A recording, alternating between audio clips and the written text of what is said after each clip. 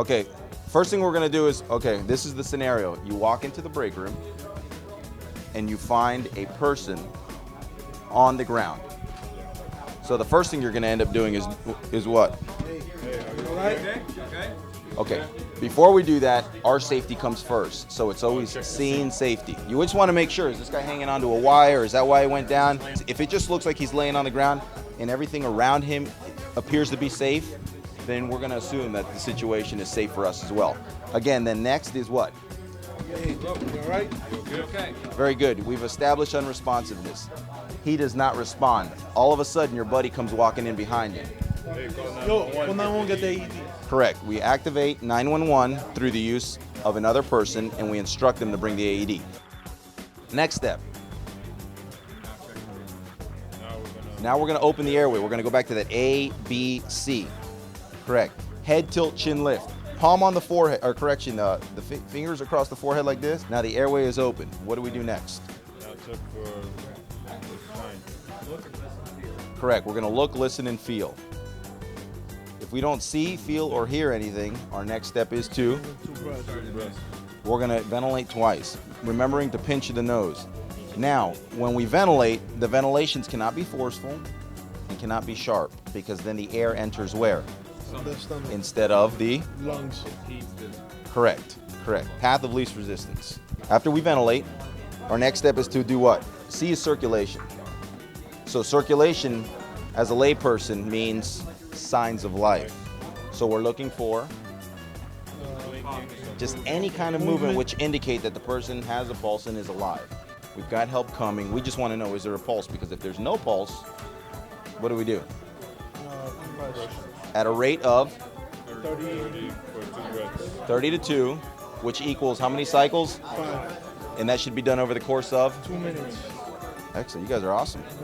Okay, the landmark for chest compressions is what? Correct. Top of the armpit, straight across, or on a male, it's much easier, between the nipple line. The heel of your dominant hand, and then your other hand goes right over it. You interlock your fingers.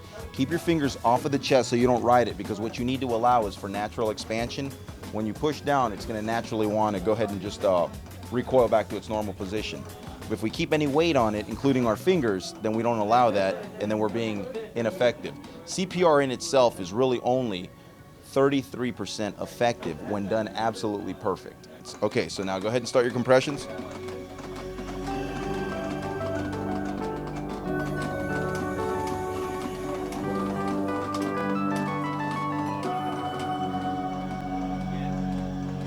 You breathe, correct? So we're gonna say breathe, breathe.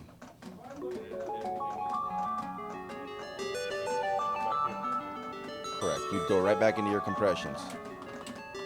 So now, we have to check for signs of life.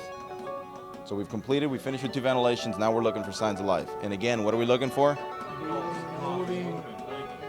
Anything that would indicate that this person is alive. Okay, perfect.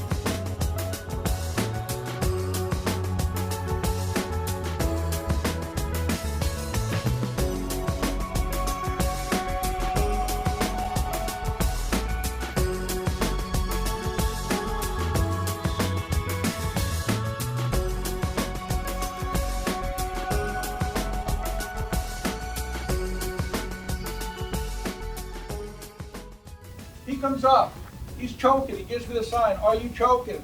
He's turning blue. I come up to him and I find his landmark right now. The best thing to do is take your 2 fingers.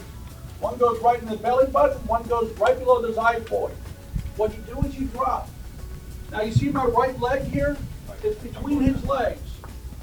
Now what I'm doing is I want to do 1, 2, 3, 4, until 1 of 2 things. He collapses or this object is removed. The reason why I put my leg between his legs is so when he collapses, I guide him down gently.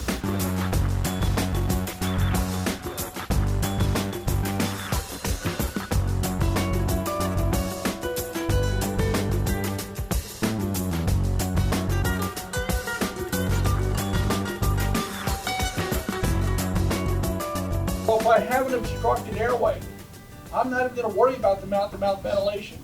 All I want to do is keep the body circulated so it doesn't go into that reverse mode to where it goes into a faulting state and the cells start to die. I'm going to start the CPR, everything that I learned now, and guess what? The AED arrives. 911 arrives. We get the object out. Maybe we have to do a surgical maneuver to get it out. Maybe we get it out. Maybe it was dislodged when the person went unconscious and they went passive and the muscles were actually able to release it. But the point is, who initiated the therapy? You all did.